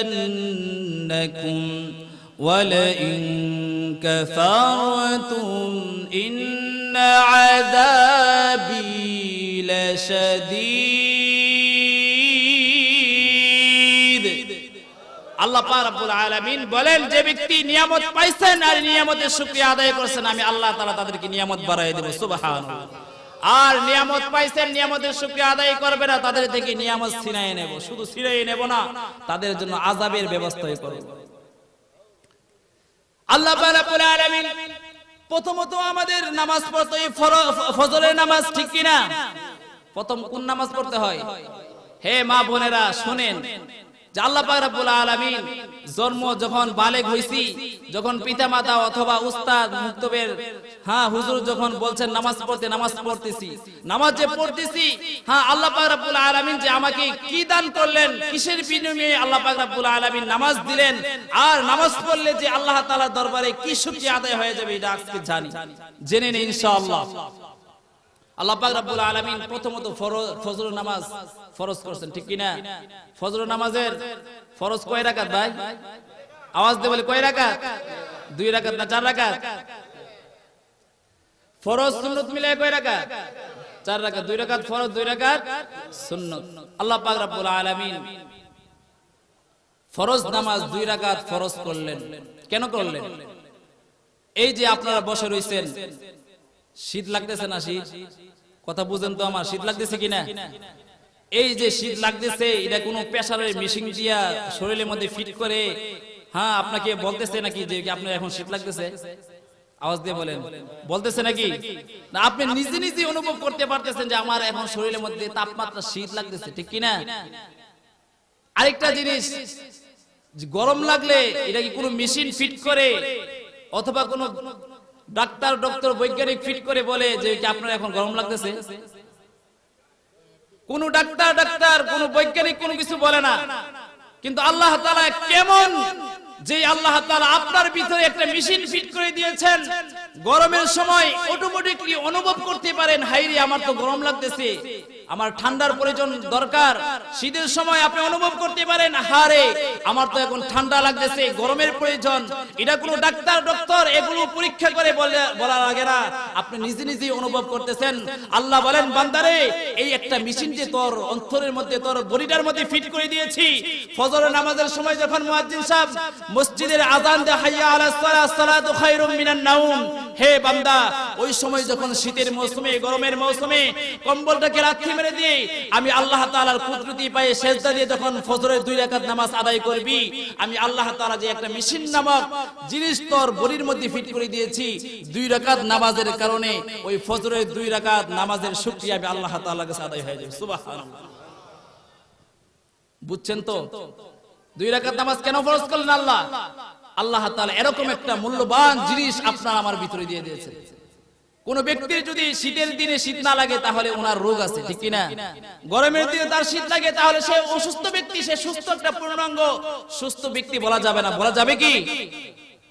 আল্লাহ পাক রব্বুল আলামিন ফজরের নামাজ শেষ করে যোহরের 4 রাকাত নামাজ পড়লেন। যোহরের কয় রাকাত নামাজ ফরজ? আওয়াজ দিয়ে বলেন, কয় রাকাত ফরজ নামাজ? 4 রাকাত নামাজ। আজকে এই আলোচনার মাধ্যমে আমরা কোন ওয়াক্তের কয় নামাজ, কয় ওয়াক্ত নামাজ ফরজ, এটাও কিছু ফায়দা হবে কি না? অনেকে আমরা জানি না, কিন্তু মুসল্লিদের কাছে দেখে দেখে আমরা অনেক সময় পড়ে নিই। ফজরের কয় রাকাত নামাজ ফরজ? ফজরের 2 রাকাত নামাজ ফরজ। আর যোহরের কয় রাকাত নামাজ ফরজ? চার রাকাত নামাজ আল্লাহ তাআলা কেন ফরজ করলেন? আল্লাহ পাক রব্বুল আলামিন বলেন, বান্দা এই জিহ্বাটা যে দিয়েছে, এই জিহ্বাটা কিরকম একটা, আল্লাহ পাক রব্বুল আলামিন এই জিহ্বার মধ্যে 4টা গুণ রেখেছেন। আওয়াজ দিয়ে বলি সুবহানাল্লাহ। এই জিহ্বার মধ্যে 4টা গুণ রেখেছেন। আপনি যদি এই জিহ্বার মধ্যে তিতা একটা জিনিস দেন, এই জিহ্বাটা বলে দেন এটা তিতা। মিষ্টি দিলে এই জিহ্বাটা কি বলে দেয়? মিষ্টি। টক দিলে, ঝাল দিলে, এই একটা জিহ্বার মধ্যে 4 গুণে গুণান্বিত করে জিহ্বাটাকে আল্লাহ পাক রব্বুল আলামিন বানাইছেন। সুবহানাল্লাহ। এই 4 গুণে গুণান্বিত যদি না হতো তাহলে এই জিহ্বা দিয়ে ভাত খাইতেছি, কোনটা টক, কোনটা ঝাল, কোনটা কি এটা বলতে পারতো? ভাতে খাইতেছি না টক ঝাল কি খাইতেছি বলতে পারতো নাকি? আল্লাহ পাক রব্বুল আলামিন তার দুনিয়ার বান্দা বান্দীদের কি বলতেছেন? আলাম নাজআল লাহু আইনাইন ওয়া লিসানান ওয়া শাফাতাইন। আল্লাহ পাক রব্বুল আলামিন বললেন, হে বান্দা বান্দী শুনে রাখ, এই জিহ্বা একটা দিয়েছি, এই জিহ্বা দিয়ে আমি আল্লাহকে আল্লাহ বলে জিকির কর। আল্লাহ রাসূল সাল্লাল্লাহু আলাইহি ওয়াসাল্লাম বলেন, কোন উম্মত যদি এই জিহ্বা দিয়ে লা ইলাহা ইল্লাল্লাহ, লা ইলাহা ইল্লাল্লাহ এরকম জিকির করে করে জিহ্বাকে তরতাজা রাখে, আল্লাহ রাসূল বলেন এই উম্মতরা সাথে সাথে যখন ইন্তেকাল করবেন, এই ইন্তেকালের সাথে সাথে যখন তাকে কাফন দাফন করে কবর রাখবেন, কবরে রাখতে দেরি হবে, আল্লাহ তাআলার তৈরি জান্নাতে দিতে দেরি হবে না। আওয়াজ দিয়ে বলি সুবহানাল্লাহ। আল্লাহ রাব্বুল আলামিন বলেন, বান্দা জোহরের 4 রাকাত নামাজ আমি ফরজ করলাম কেন রে বান্দা জানো? আমি আল্লাহ পাক রব্বুল আলামিন জিহ্বার মধ্যে এরকম একটা মেডিসিন দিয়েছি। এই মেডিসিনের কারণে যদি টক খাও, জাল খাও, অথবা তিক্ত জিনিস অথবা মিষ্টি জিনিস খাও, এই 4টা গুণে গুণান্বিত করে জিহ্বাটাকে আমি বানাইলাম। বান্দা তোমার মাকে ডাক দাও, তোমার বাবাকে ডাক দাও, কোনো সমস্যা নাই, এই জিহ্বা দিয়ে ডাকো। কিন্তু রে বান্দা আমি আল্লাহকে আল্লাহ বলে ডাক দাও। আর কোন উম্মত যদি কোন বান্দা যদি জোহরের 4 রাকাত নামাজ পড়ে, 2 রাকাত দোয়াটা আল্লাহ তাআলার দরবারে বাড়িয়ে দিয়ে বলে, আল্লাহ জিহ্বা নামক জিনিসটা দিয়ে আমাকে পরিপূর্ণ করলা, এই জিহ্বাটা যদি না দিতা, জিহ্বার মধ্যে যে একটা মেডিসিন দিয়েছো, এই জিহ্বার মধ্যে যদি এরকম মেডিসিন না দিতা তাহলে আমি কোনো কিছুই বুঝতে পারতাম না। আল্লাহ তাআলা বলেন, কোন বান্দা যদি জোহরের 4 রাকাত নামাজ পড়েন আর আল্লাহ তাআলার কাছে দোয়া করেন, তাহলে আমি আল্লাহ যে তোমাকে জিহ্বা দান করলাম, এই জিহ্বার শুকরিয়া আমি আল্লাহর দরবারে হয়ে যাবে। আওয়াজ দিয়ে বলি সুবহানাল্লাহ। আল্লাহ পাক রব্বুল আলামিন এই জিহ্বা দান করেছেন। সুবহানাল্লাহ। এই জিহ্বাটা যদি একটু ছোট বানাই দিতেন তাহলে স্পষ্ট কথা আসতো কি? আসতো না। জোহরের পরে কোন ওয়াক্ত নামাজ? আসর। আওয়াজ দিয়ে বলি কোন ওয়াক্ত নামাজ? আসরের নামাজ কয় ওয়াক্ত ফরজ? 4 রাকাত। 4 রাকাত নামাজ আল্লাহ তাআলা ফরজ করলেন। আল্লাহ পাক রব্বুল আলামিন বলেন যে এই যে নাকটা দিলাম, হে মুসলমান একবার চিন্তা করি যে আমাকে আল্লাহ তাআলা কত মূল্যবান জিনিস দিয়েছেন। সুবহানাল্লাহ। কত সুন্দর করে বানাইছেন আল্লাহ পাক রব্বুল আলামিন। সূরাতুল বনি ইসরাঈলের 8 নং পৃষ্ঠার মধ্যে বলেন, ওয়ালাকাদ কাররামনা বনি আদম, আমি তো আদমকে সম্মানিত করে প্রেরণ করেছি। শুধু তাই নয়, সূরাতুল 3 এর মধ্যে বলেন, লাকাদ খালাকনাল ইনসানা ফি আহসানি তাকওয়িম, আমি তো মানুষকে সুন্দর গঠনাদি দিয়ে সুন্দর করে প্রেরণ করেছি। সুবহানাল্লাহ।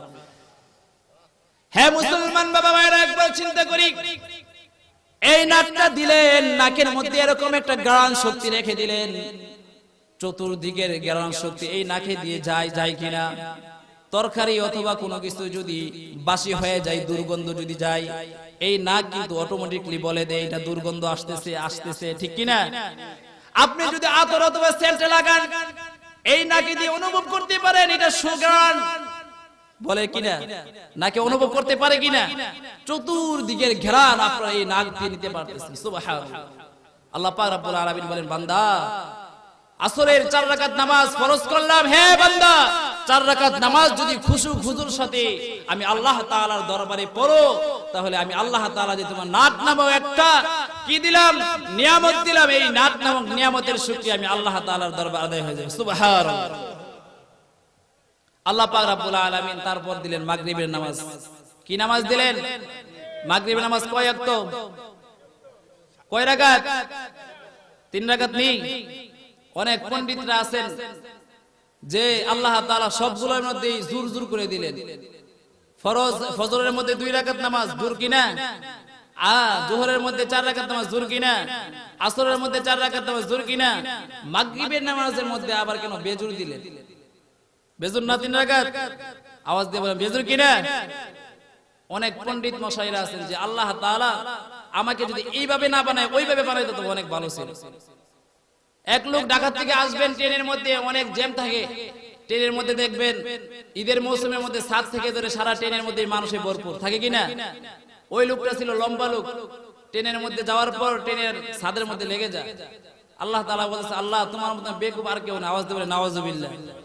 আমাকে এরকম ভাবে না বানায়, যদি আমাকে নাট বল্টু হিসাবে বানাই দিতা, যে নাট বল্টু বানায়া এরকম ভাবে কইরা আমাকে দুনিয়ার মধ্যে সৃষ্টি করতা, তাহলে তো লম্বা হইলে কোনো সমস্যা ছিল না। নাট বল্টু গুলো এগুলো খুইল্লা তারপর আমি বাইটে হয়ে যেতাম, খাটো হয়ে যেতাম। এই কথা বলার পর ওই ভদ্রলোকের হাতের মধ্যে একটা ছিল ব্যাগ, ব্যাগটা মাথার মধ্যে রাখে ঘুমায় গেছে। কতক্ষণ পরে এই ব্যাগটাকে চুরে নিয়ে গেছে। ঘুম থেকে উঠে বলে, আল্লাহ তোমার থেকে জ্ঞানী আর কেউ নাই। সুবহানাল্লাহ। আওয়াজ দিয়ে বলেন না সুবহানাল্লাহ। কেন বললেন? কতক্ষণ আগে বললেন আল্লাহ তোমার মতন বেকুব নাই, আর এখন বলেন আল্লাহ তোমার মতন জ্ঞানী আর কেউ নাই। কেন বলতেছেন? এই লোকটা বলতেছেন, হায়রে আমাকে যদি আল্লাহ তাআলা দুনিয়ার মধ্যে নাট বল্টু হিসাবে, সিস্টেম হিসাবে, স্ক্রু এগুলো বানিয়ে যদি দুনিয়ার মধ্যে পাঠাইতেন, পাগুলো হাতগুলো যদি নাট বল্টু হিসাবে দুনিয়ার মধ্যে পাঠাইতেন, এগুলো খুললে যদি ব্যাগে রাখতাম, আর এই ব্যাগটা তো চুরি নিয়ে গেল হইলে, আর এই ব্যাগটা যদি চুরি নিয়ে যেত তাহলে হাজারো বছর এই ট্রেন স্টেশনের মধ্যে কান্নাকাটি করতাম, আমি আল্লাহর বান্দা কখনো বাড়ির মধ্যে বসতে পারতাম না। ঠিক কি না? তখন বলতেছেন, আল্লাহ তোমার মতো জ্ঞানী লোক আর হতে পারে না। আল্লাহ তাআলা মাগরিবের 3 রাকাত নামাজ ফরজ করলেন। মুসলমান বাবা একবার চিন্তা করি, আল্লাহ রাব্বুল আলামিন আবার বলেন, আলাম নাজআল লাহু আইনাইন ওয়া লিসানান ওয়া শাফাতাইন। আইনাইন, 2টা কান দিয়েছি রে বান্দা। এই 2টা কান দিয়ে শ্রবণ শক্তি, গান বাজনার আওয়াজও শুনতে পারো, কোরআন তেলাওয়াতের আওয়াজও শুনতে পারো। খারাপ আওয়াজও আসে, ভালো আওয়াজ আসে, কোনটা নিবা? কোরআনের আওয়াজ কি তুমি নিবা নাকি গান বাজনার আওয়াজ নিবা? আল্লাহ রাব্বুল আলামিন বলেন, আলাম নাজআল লাহু আইনাইন।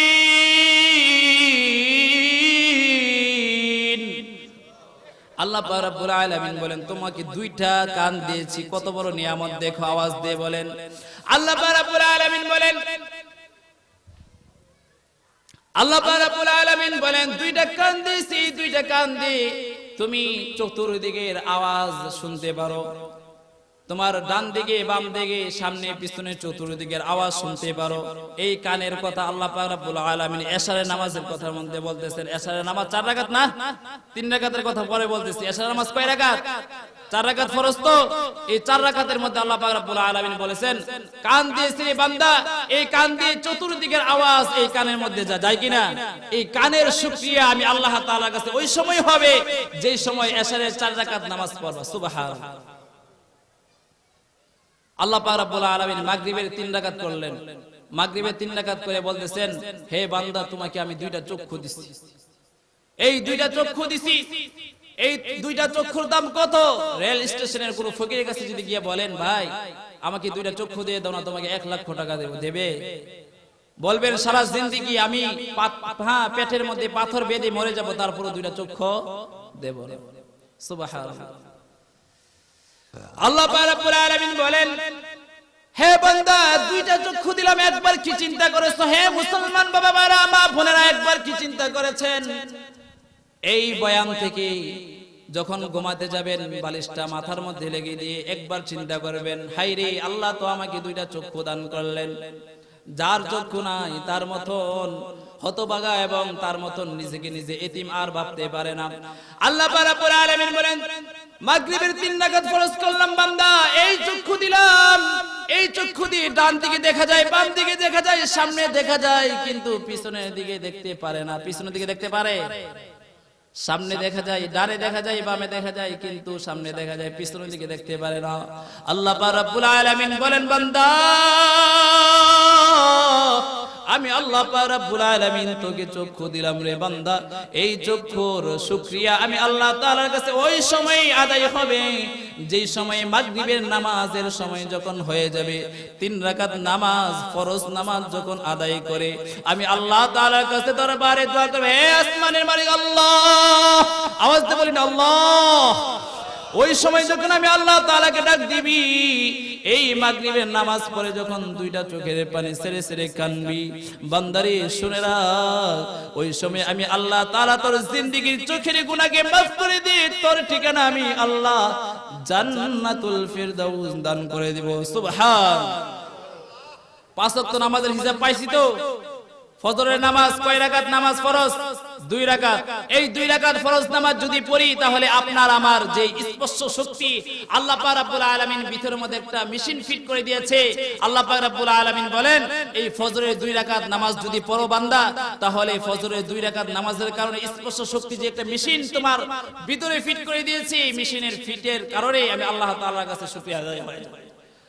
জোহরের 4 রাকাত নামাজ ফরজ করে দিয়েছেন আল্লাহ পাক রব্বুল আলামিন। জোহরের 4 রাকাত নামাজের শুকরিয়া ওই সময় আদায় হয়ে যাবে যখন জিহ্বা দিয়ে যখন আমি আল্লাহকে ডাক দেই, জোহরের 4 রাকাত নামাজ পড়ব, তখন জিহ্বার শুকরিয়া আদায় হয়ে যাবে। জিহ্বা নামক যে একটা নিয়ামত দিয়েছেন আল্লাহ পাক রব্বুল আলামিন। আসরের নামাজ 4 রাকাত ফরজ করলেন, আল্লাহ পাক রব্বুল আলামিন বলেন, ওই যে নাকটা তোমাকে দিলাম, এই নাকের শুকরিয়া ওই সময় আদায় হবে যেই বান্দা 4 রাকাত নামাজ আসরের ফরজ 4 রাকাত নামাজ আদায় করবেন, ওই সময় এই নাকের শুকরিয়া আদায় আমি আল্লাহ তাআলার কাছে হয়ে যাবে। সুবহানাল্লাহ। মাগরিবের 3 রাকাত নামাজ ফরজ করলাম, এই মাগরিবের নামাজের ফরজ করার কারণ হলো 2টা চক্ষু দিয়েছি, ডান দিকে দেখা যায়, বাম দিকে দেখা যায়, সামনে দেখা যায়, পিছনের দিকে দেখতে পারো না, 3 দিকে দেখতে পারো। তার জন্য আমি আল্লাহ পাক রব্বুল আলামিন মাগরিবের 3 রাকাত নামাজ ফরজ করলাম। এই মাগরিবের 3 রাকাত নামাজ যদি আমি আল্লাহ তাআলার দরবারে আদায় করো, তাহলে তোমার চোখের শুকরিয়া নিয়ামত আমি আল্লাহ তাআলার কাছে আদায় হয়ে যাবে। হে বান্দা, আমি আল্লাহ পাক রব্বুল আলামিন কান দিয়েছি, কান। আলাম নাজআল লাহু আইনাইন, শ্রবণ শক্তি যার নাই তাকে অনেক কিছু মানুষে বলে ভয়রা ধ্যানদা, ঠিক কিনা? অনেক গালাগালি করে। এই কানটাকে তোমাকে সুস্থ রেখেছি রে বান্দা।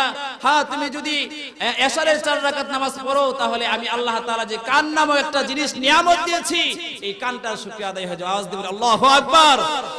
2 হাত তুলে বলেন নারে তাকবীর, নারে তাকবীর। দ্বীন ইসলাম, দ্বীন ইসলাম। আল্লাহ পাক রব্বুল আলামিন এই আয়াতে কারিমার মধ্যে আলাম নাজআল লাহু আইনাইন ওয়া লিসানাও ওয়া শাফাতাইন, আল্লাহ পাক রব্বুল আলামিন বলেন, বান্দারে এই 5 ওয়াক্ত নামাজ ফরজ করে দিয়েছি, এই 5 ওয়াক্ত নামাজ যদি পুঙ্খানুপুঙ্খানুভাবে পড়ো, তাহলে আমি আল্লাহ তাআলা তোমাকে জান্নাত দিয়ে দেব। সুবহানাল্লাহ। হে মুসলমান বাবা ভাইরা, হে যুবক ভাইরা, একবার চিন্তা করে দেখি, আল্লাহ পাক রব্বুল আলামিন আপনার আমার উপরে নামাজ ফরজ করে দিয়েছেন। সকলেই জানি নামাজ না পড়লে জাহান্নামে যেতে হবে, জানে কিনা? আওয়াজ দিয়ে বলি, নামাজ না পড়লে যে জাহান্নামে যেতে হবে, জানে কিনা? আল্লাহ পাক রব্বুল আলামিন নবী মুহাম্মদ আরবি সাল্লাল্লাহু আলাইহি ওয়াসাল্লাম বলেন, আউয়ালু মা ইউহাসাবু বিহিল আবদু ইয়াউমাল কিয়ামাতিস সালাহ। আল্লাহ পাক রব্বুল আলামিন সর্বপ্রথম নামাজের হিসাব নেবেন। সর্বপ্রথম কিয়ামতের দিন কিসের হিসাব নেবেন? নামাজের হিসাব নেবেন। এক ব্যক্তি নামাজের পুঙ্খানু ইতাআত, নামাজের অনুসরণ, আল্লাহ তাআলার ডাকটাকে প্রাধান্য দেওয়ার কারণে সেই ব্যক্তি একজন ওলি থেকেও বড় জান্নাতে গেছেন। সুবহানাল্লাহ। আব্দুল্লাহ ইবনে মুবারক যুগ শ্রেষ্ঠ একজন আলেম বুজুর্গ ছিলেন। ওই যুগ শ্রেষ্ঠ আলেমের সময় একজন কামারওয়ালা, যে ব্যক্তি লোহা পিটাইয়া আগুনে দিয়া কামারের কাজ করেন, ওই ব্যক্তিকে আব্দুল্লাহ ইবনে মুবারক বড় পিশাব থেকে ওই কামারওয়ালা আল্লাহ তাআলার তৈরি বড় জান্নাতের মধ্যে গেছেন। সুবহানাল্লাহ। হে মুসলমান বাবা ভাইরা, আল্লাহ পাক রব্বুল আলামিন আপনার আমার দুনিয়ার মধ্যে অন্তরের দিকে তাকায় দেখেন আমার কোন বান্দারা নিয়তে খালেস করে আমি আল্লাহকে ডাকতেছেন। দুনিয়ার মধ্যে কিন্তু এমপি মন্ত্রীদেরকে দেখেন না। হে দুনিয়ার মুসলমান বাবা ভাইরা, আপনি একটা রিস্কে চালক, আপনি একটা কৃষি কাজ করেন, কিন্তু আল্লাহর হুকুমকে মানেন। হে বাবা শুনে রাখেন, আপনি মুফতি মুহাদ্দিস বড় এমপি মন্ত্রী থেকেও বড় জান্নাত আল্লাহ আপনাকে দিয়ে দিবেন। সুবহানাল্লাহ। আব্দুল্লাহ ইবনে মুবারক ওনার বন্ধু আব্দুল্লাহ ইবনে মুবারক যখন মৃত্যুবরণ করলেন, ওনার বন্ধু স্বপ্নে দেখতেছেন জান্নাতের মধ্যে আব্দুল্লাহ ইবনে মুবারক ঘোরাফেরা করছেন। বন্ধু দেখে বলেন, হে আব্দুল্লাহ ইবনে মুবারক, তুমি তো দুনিয়ার মধ্যে যে যুগ শ্রেষ্ঠ আলেম ছিলে, অনেক বুজুর্গ ছিলে, তোমার বয়ান শোনার জন্য, তোমার কাছে মুরিদ হওয়ার জন্য দূর দূরান্ত থেকে মানুষ আসতো। হে আব্দুল্লাহ ইবনে মুবারক, বলো না আল্লাহ তাআলা তোমার সাথে কি আচরণ করেছেন এবং তোমাকে কিরকম জান্নাত দিয়েছেন। আব্দুল্লাহ ইবনে মুবারক স্বপ্নের মধ্যেই তার বন্ধুকে বলতেছে, হে আমার বন্ধু শুনে রাখো, আল্লাহ তাআলা আমার সাথে সুন্দর আচরণ করেছেন, কিন্তু আমার থেকেও অনেক বড় জান্নাত আমার বাড়ির পাশে যে কামারওয়ালা ছিল, হ্যাঁ হাতুড়ে কাজ করতো এবং কি লোহার কাজ করতো, আমার থেকে ওই কামারওয়ালাকে আল্লাহ তাআলা বড় জান্নাত দান করেছেন। সুবহানাল্লাহ। আব্দুল্লাহ ইবনে মুবারকের দুস্তুর ঘুম ভেঙে গেল। কামারওয়ালার বাড়ি চিনেন, আব্দুল্লাহ ইবনে মুবারকের বন্ধু ওই কামারওয়ালার বাড়ির মধ্যে গেলেন, গিয়ে বলতেছেন, মাগো কে আছো এই বাড়ির মধ্যে, বলো না। আজকে তো এরকম একটা স্বপ্ন দেখেছি, যে স্বপ্নটা আমি দেখে আমার মাথার মধ্যে হটকা লেগে গেছে। কেননা আব্দুল্লাহ ইবনে মুবারকের কাছ থেকে বড় কাছ থেকে এবং তোমার স্বামীকে নাকি বড় জান্নাত দিয়ে দিয়েছেন, এই বাড়ির কামারওয়ালাকে নাকি বড় জান্নাত দিয়েছেন। আব্দুল্লাহ ইবনে মুবারকের বন্ধু বলতেছে, এই বাড়ির মধ্যে কে আসো মা, কে আছো রে মা, এদিকে আসো না। পর্দার আড়াল থেকে একজন মহিলা বলতেছেন, ওগো আল্লাহর ওলি, বলেন না কি সমস্যা অথবা কি ঘটনা ঘটেছে আমার কাছে বলেন। তখন বলতেছে, এই বাড়ির মালিক যিনি ছিলেন, কামারের কাজ করতেন, উনি তোমার কি লাগে। মহিলা বলতেছেন, ওগো আল্লাহর ওলি, উনি আমার স্বামী ছিল। তোমার যদি স্বামী হয়ে থাকেন বলো না, তোমার এই স্বামী কি আমল করতো, যে আমলের কারণে আব্দুল্লাহ ইবনে মুবারকের কাছ থেকেও তোমার স্বামীকে বড় জান্নাত দিয়েছেন। সুবহানাল্লাহ। এই স্বামী চোখের পানি ছেড়ে দিলেন, এই স্ত্রী চোখের পানি ছেড়ে দিলেন, আর বলতেছেন, ওগো আল্লাহর ওলি, এমন একটা কথা বললেন, যে কথা বলার সাথে সাথে আমার স্বামীর কথা মনে হয়ে গেল। আল্লাহ রাসূল বলেন, হে মহিলারা, মা বোনেরা শুনে রাখেন, দুনিয়ার মধ্যে কোন স্বামী যদি তার স্ত্রীর জন্য ভালো কামনা করেন, ভালো রিপোর্ট দেন, আল্লাহ রাসূল বলেন ওই স্বামীর সাক্ষ্যর কারণে ওই মহিলাটা আল্লাহ তাআলার তৈরি জান্নাতে চলে যাবেন। আর কোন মহিলা যদি তার স্বামীর ক্ষেত্রে ভালো রিপোর্ট দেন, যে আমার এই স্বামীটা অনেক নেককার ছিলেন, আমাকে অনেক ভালোবাসতেন, আল্লাহ তাআলার হুকুম মানতেন, আর কোন সাক্ষীর প্রয়োজন হবে না, ওই স্ত্রীর সাক্ষীর কারণে আল্লাহ তাআলা তার স্বামীকে জান্নাত দিয়ে দিবেন। আওয়াজ দিয়ে বলেন না সুবহানাল্লাহ। তার জন্য মা বোনেরা একটা কথা চিন্তা করুন, স্বামীর খেদমত করতে হবে এবং কি মা বোনেরা পর্দায় চলতে হবে। আপনি যদি সত্যি সত্যি মা আসিয়ার সাথে আপনি জান্নাতে যেতে চান, ও মা ফাতেমা রাদিয়াল্লাহু তাআলা আনহা কিরকম কষ্ট করছেন, আল্লাহু আকবার। ফাতেমা রাদিয়াল্লাহু তাআলা কত কষ্ট করছেন। আল্লাহর নবীর দুলালি আদরের কন্যা ফাতেমা একদিন খেতে খেলে কিন্তু 7 দিন খেতে পারতো না, তারপরও কিন্তু আল্লাহ তাআলার হুকুম ছাড়েন নাই। ছাড়ছে কি? খেতে পারে নাই। সুমাইয়া রাদিয়াল্লাহু তাআলা আনহা ফেরাউনের স্ত্রী ছিলেন আসিয়া, কত কষ্ট করছেন, নির্যাতন করছেন, তারপরও কিন্তু ইসলাম ছাড়ে নাই। ও মা, আজকে আপনার কি অভাব, কোনোই তো অভাব নাই। স্বামীর খেদমত করেন, আল্লাহর হুকুম মানেন, পর্দানিশী ভাবে চলেন। হে মা, আল্লাহ তাআলা বলতেছেন, হে আমার বান্দি, এই কাজগুলো যদি করো তাহলে আমি আল্লাহ তাআলার জান্নাতে ঢোকা অতি সহজ। আব্দুল্লাহ ইবনে মুবারকের বন্ধু যখন ওই কামারের স্ত্রীকে বললেন, হে আমার মা, বলো না তোমার স্বামী কামারের কাজ করতো, কি আমল করতো, বলো না। এই কথা বলার পর বলতেছেন, বিবি বলতেছেন, ওগো আল্লাহর ওলি, এমন কোন আমল করতো না, এমন কোন তাহাজ্জুদের নামাজও দাঁড়িয়ে দাঁড়িয়ে পড়তো না, কিন্তু আমার স্বামী একটা কাজ করতো, যখন মসজিদ থেকে আযান আসতো, হাইয়া আলাস সালাহ।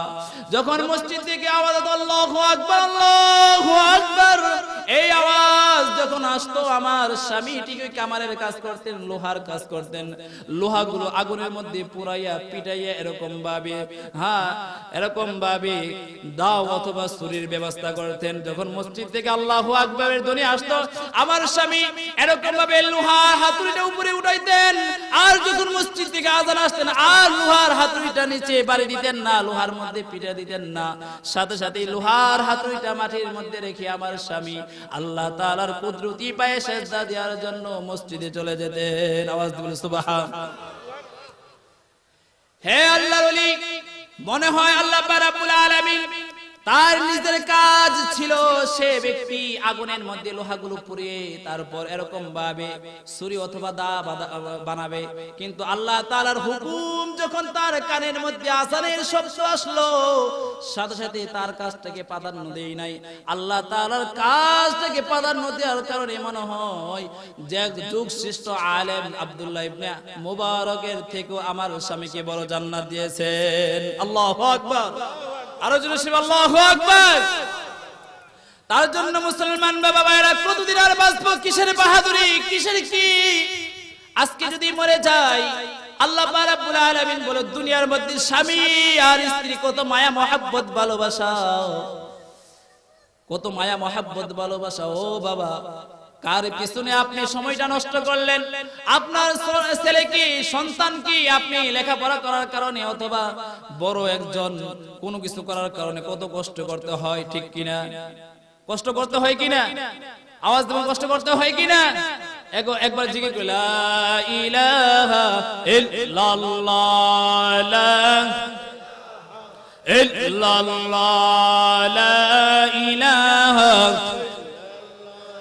আসমান জমিন গায়রুল্লাহ, চন্দ্র সূর্য গায়রুল্লাহ, তুমি মাবুদ এক আল্লাহ লা ইলাহা ইল্লাল্লাহ লা ইলাহা।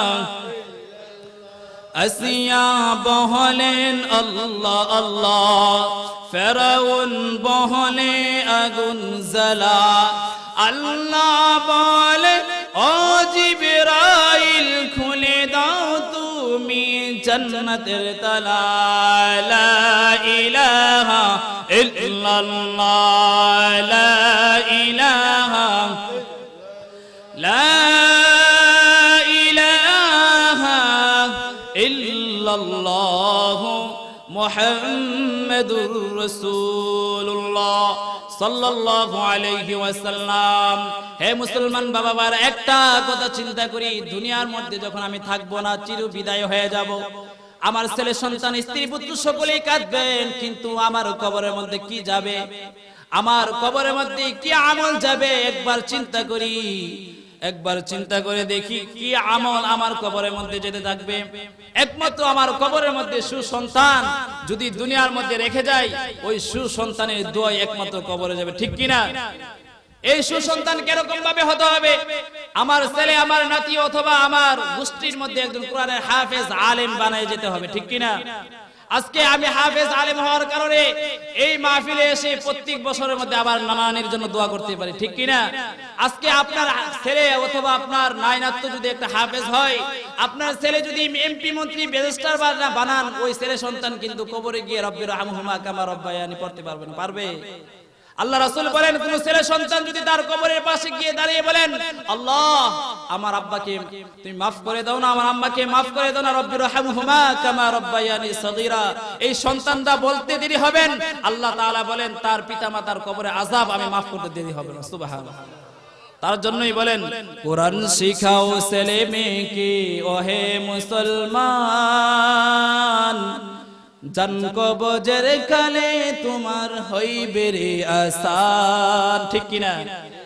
কোন ব্যক্তি যদি মৃত্যু শয্যায় পড়ে যায় আর আল্লাহর কালাম সূরা ইয়াসিন পাঠ করেন, আল্লাহ পাক রব্বুল আলামিন বলেন সূরা ইয়াসিনের মধ্যে যতটা অক্ষর রয়েছে, এই প্রত্যেকটা অক্ষরের বিনিময়ে আল্লাহ পাক রব্বুল আলামিন দুনিয়ার মধ্যে ফেরেশতা পাঠান, আর এই ফেরেশতাগুলো ওই মৃত্যু ব্যক্তির জন্য মাগফিরাতের দোয়া করতে থাকেন। সুবহানাল্লাহ।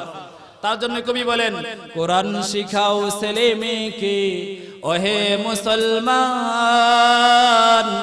জান কবজের কালে তোমার হইবে রে আসান, জান কবজের কালে তোমার হইবে রে আসান। একটি ছেলে আলেম হলে পড়বে কোরআন মৃত্যুকালে, ঠিক কিনা?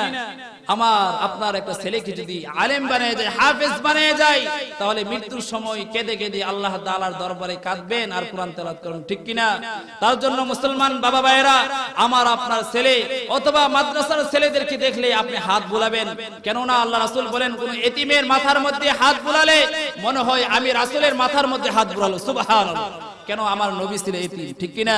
তার জন্য মুসলমান বাবা ভাইয়েরা, শেষ দরখাস্ত, হুজুর এসে গেছেন, আমি আসলে আপনাদের অথবা এই মাহফিলের মধ্যে যত বক্তা রয়েছে এর মধ্যে থেকে আমি নগণ্য এবং আমার বেশি যোগ্যতা নাই। আল্লাহ পাক রব্বুল আলামিনের দরকার উসিলাই, আল্লাহ পাক রব্বুল আলামিন উস্তাদের উসিলাই, মা বাবার উসিলাই, মই মুরব্বির উসিলাই আপনাদের সামনে দুই একটা কথা বলতে পারছি। এই কথাগুলোর মধ্যে কোনো ভুল ত্রুটি হয়ে থাকে আল্লাহর রাস্তায় ক্ষমা করে দিবেন।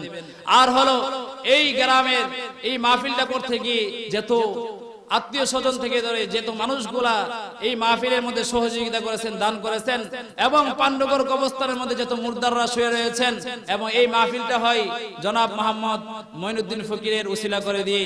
আমার নানা নানিও নাই, এই নানা একজন বেঁচে আছেন, ছোট নানা, যিনি নাম হলো নাবালক সাহেব, বড় নানা ছিলেন জাফর আলী, ওনার পরিবার সহ এই পান্ডুগড় গুরুস্থানের মধ্যে শুয়ে রয়েছেন। সকলের জন্যই দোয়া করব, একটু মুক্তাসার দোয়া করি। সকলে দুরূদে ইব্রাহিম পড়ি, আল্লাহুম্মা সাল্লি আলা মুহাম্মাদিন ওয়া আলা আলি মুহাম্মাদ কামা সাল্লাইতা আলা ইব্রাহিম ওয়া আলা আলি ইব্রাহিম ইন্নাকা হামিদুম মাজিদ। আস্তাগফিরুল্লাহ রাব্বি মিন কুল্লি যামবিন ওয়া আতুবু ইলাইহি লা হাওলা ওয়া লা কুওয়াতা ইল্লা বিল্লাহিল আলিয়্যিল আযীম। أستغفر الله إن الله غفور رحيم. اللهم آمين. ربنا ظلمنا أنفسنا وإن لم تغفر لنا وترحمنا لنكونن من الخاسرين. ربنا فاغفر لنا ذنوبنا وكفر عنا سيئاتنا وتوفنا مع الأبرار. رب ارحمهما كما ربياني صغيرا. رب ارحمهما كما ربياني صغيرا. رب العالمين الله, আমি গুনাহগারের সাথে এরকম তোমার বান্দা বান্দিরা হাত তুলেছে, যেই বান্দা বান্দিদের দুনিয়ার মধ্যে মারাই গো আল্লাহ, যেই বান্দা বান্দিদার দুনিয়ার মধ্যে পাবা নাই, যেই বাবার রুজি রোজগার কারণে আজকে আমরা এত বড় হলাম, রব্বুল আলামিন যেই মা দুঃখিনী মা এই শীতের মৌসুমে মার কুলের মধ্যে বিছানার মধ্যে প্রস্রাব করে দিলে মা কিন্তু ভিজা জায়গার মধ্যে শোয়াইতো না গো আল্লাহ। মা কিন্তু ঠিকই আমাদেরকে শুকনা জায়গার মধ্যে শুয়ে, মা কিন্তু ভিজা জায়গার মধ্যে শুইতো গো আল্লাহ। এমন দুঃখিনী মার কথা কিন্তু তোমার কিছু কিছু বান্দার আল্লাহ অন্তরের মধ্যে মনে হয়ে গেছে গো আল্লাহ। আর রব্বুল আলামিন আল্লাহ, যার দুনিয়ার মধ্যে মা নাই তার মতো এতিম আর কেউ নাই গো আল্লাহ। দেশ বিদেশ থেকে যখন দুনিয়ার বান্দারা তোমার বাড়ির মধ্যে আসে, মা বলে ডাক্তার মতো আর কেউ কে পাই না। দুনিয়ার মধ্যে যার মা নাই বাড়ির মধ্যে আসে বলেন মা কই। দুনিয়ার মধ্যে যার মা নাই এরকম মা কিন্তু ডাক দিতে পারে না গো আল্লাহ। রব্বুল আলামিন আমাদের আব্বা আম্মাকে তুমি মাফ করে দাও। রব্বুল আলামিন আল্লাহ আমাদের আব্বা আম্মার কবরের মধ্যে জান্নাতি বিছায়ে দাও গো আল্লাহ। আর রব্বুল আলামিন এই মাহফিল করতে গেলে কত কষ্ট হয়, কত পরিশ্রম লাগে তুমি ব্যতীত কেউ জানে না। আল্লাহ এই মাহফিলের মধ্যে আল্লাহ অনেক আত্মীয় স্বজন সকলের দান খায়রাত এবং সকলের মনের আশাকে তুমি মাকসুদকে পুরা করে দাও গো মাওলা। আর রব্বুল আলামিন অনেকেই মাহফিলের মধ্যে টাকা পয়সা দিয়ে অনেক কিছু সহযোগিতা করেছেন আর বলেছেন হুজুররা যেন আমাদের জন্য দোয়া করেন গো আল্লাহ। আল্লাহ তুমি তো প্রত্যেক বান্দা বান্দীদের মনের খবর জানো, প্রত্যেকের মনের খবরকে তুমি সোনার মদিনায় পৌঁছায় দাও রব্বুল আলামিন। পান্ডবগুরের গুরুস্থানের মধ্যে কত আত্মীয় স্বজন আল্লাহ এই বাড়ির মধ্যে যখন আসে মাওলা, আবার নানা জানের মতো জাফর আলী সাহেবের কত বড় হয়ে যায় আল্লাহ। আমার মামাদেরকে কত কষ্ট করে লেখাপড়া করাইছে আল্লাহ। আমার নারীরা নিজে খাবার খাই নাই পেট ভরে, কিন্তু আমার মামাদেরকে খাওয়াইয়ে স্কুল কলেজের মধ্যে পড়াশোনা করেছে। আমার নানার খবরটা, নারীর খবরটা জান্নাতের বাগান বানায় দাও আল্লাহ। আবার ছোট নানা নাবালক সাহেব ওনার আহলি আমার নানি জান বেঁচে আছে আল্লাহ, ওনাদেরকে আল্লাহ তুমি মাফ করে দাও আল্লাহ। 5 ওয়াক্ত নামাজি দিনদার বানায় দাও রব্বুল আলামিন। গত কয়েকদিন আগে তোমার একজন বান্দা এই বাড়ির মধ্যেই আল্লাহ ছিল, অন্ধকার খবরে চলে গেছেন, ওনাকে মাফ করে দাও আল্লাহ। আমাদের আব্বাকে তুমি মাফ করে দাও রব্বুল আলামিন। আল্লাহ গাড়ির অ্যাক্সিডেন্টে আমাদেরকে মৃত্যু দিও না আল্লাহ, আমাদেরকে প্যারালাইসিস ক্যান্সার দিয়ে মৃত্যু দিও না রব্বুল আলামিন। কারেন্ট অ্যাক্সিডেন্টে মৃত্যু দিও না আল্লাহ, আমাদেরকে ক্যান্সার দিয়ে মৃত্যু দিও না গো আল্লাহ।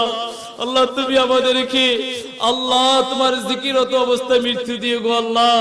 আল্লাহ মা বোনদেরকে তুমি মাফ করে দাও আল্লাহ, মা বোনদেরকে স্বামীর অনুগত করার সেই তৌফিক দান করো রব্বুল আলামিন। মা বোনদেরকে রাবিয়ার সাথে হাদিজাতুল কুবরার সাথে জান্নাতে যাওয়ার সেই তৌফিক দান করো আল্লাহ। মা বোনদেরকে আবেদা সালেহা দিনদার মুত্তাকি বানায় দাও রব্বুল আলামিন। এই মাহফিল করতে গিয়ে যত মানুষগুলো সহযোগিতা করেছেন আল্লাহ, এই মানুষগুলোকে তুমি মাফ করে দাও, তাদের আত্মীয় স্বজনকে মাফ করে দাও আল্লাহ। পান্ডবগুরের প্রত্যেকটা মানুষের কবরকে আল্লাহ তুমি মাফ করে দাও রব্বুল আলামিন।